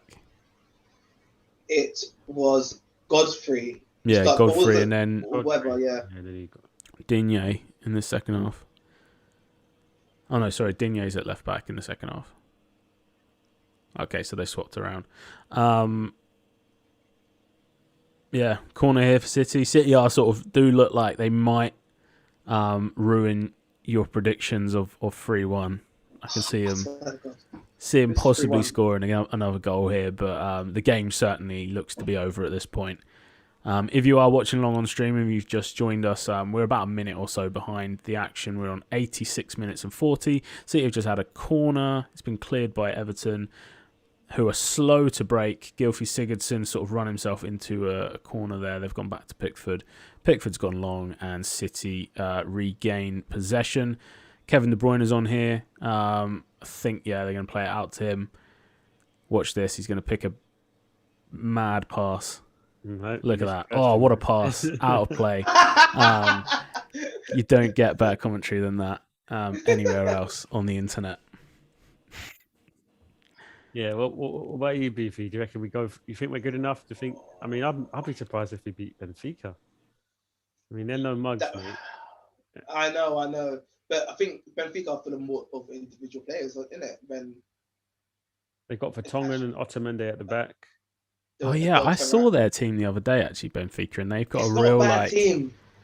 I'm gonna pull up their most recent win. But apparently, so I listened to a podcast over there, and the guy was saying that they're jittery at the moment. Like in the league, we're not really consistent. So neither are we. So they've got Greek guy in goal, Vlachodimos. Then Vertonghen, Otamendi, Gilberto, and Grimaldo. Then the main man, who's now sort of a defensive midfielder, holding player, Adel Taarabt. Yes. And then they've got Weigl, Everton, who is I think eventually he's going to be in the Premier League. I could see City picking him up at some point. And I think he'll be on everyone's radar a lot more after the World Cup. Which is the World Cup is literally next year, isn't it? Which is crazy. Next summer. Then Seferovic, Nunes. Got a few Pizzi still there. So yeah, they're not a bad team. I'm looking forward to. I'm hoping Taarabt gets a start against Arsenal. One of the craziest career arcs on that guy, gone from a showboating, free flowing AMC. To a holding midfielder, but he's got a lot of talent, that guy. So good to see him playing well. His career was like in the dumps as well. It was in the bin at one moment. It was over, in the man. Bin. Yeah. I think he was at Genoa or somewhere in Italy for a bit. And yeah, it was like, I'm just having a look. He went Lens, Spurs, QPR, Fulham, AC Milan, back to QPR. Then Benfica, then they put him out on loan at Genoa, and then he was like down in the Benfica B team basically, and then out of nowhere, he's a bit of a mainstay in their squad now. So I'd like to see him play well against Arsenal. But yeah, you're right, John. Like, it's going to be a hard team to beat. Yeah, they are. I think it depends on what team he goes out. If he bottles it and puts Aubameyang on the left and Laka in the middle, I think we'll struggle. I think what he's got to do is he's got to play Aubameyang through the middle. I don't think Vertonghen and Otamendi will handle his pace. That's the thing. We need legs. Yeah, if they push a high line, and they're pressing, and then we can turn the ball over. You don't want Lacazette coming in, closing up the space and getting in Smith Rowe's way, or whether it's Odegaard or whoever. You want someone to go the other way, and I do like Laka, but he doesn't go the other way enough. He comes in to hold up the play, and then he needs the runners to come in beside. And I think against Otamendi and Vertonghen, who are no spring chickens, I wanted to see us going the other way. So yeah, I want to see Saka. I want to see Laka, not Laka. Aubameyang, Saka. Little cameo appearance. Fernandinho coming on, and maybe Pepe on the left, and a bit of pace. I'd probably drop. If it was me, I'd probably drop Smith Rowe, put Odegaard in there, give Smith Rowe a rest for the City game, because we're going to need. Oh, bro, we're going to need a fresh legs for the City game. No, I don't care. City. Like, that's 3 points lost already. I don't care. It's done.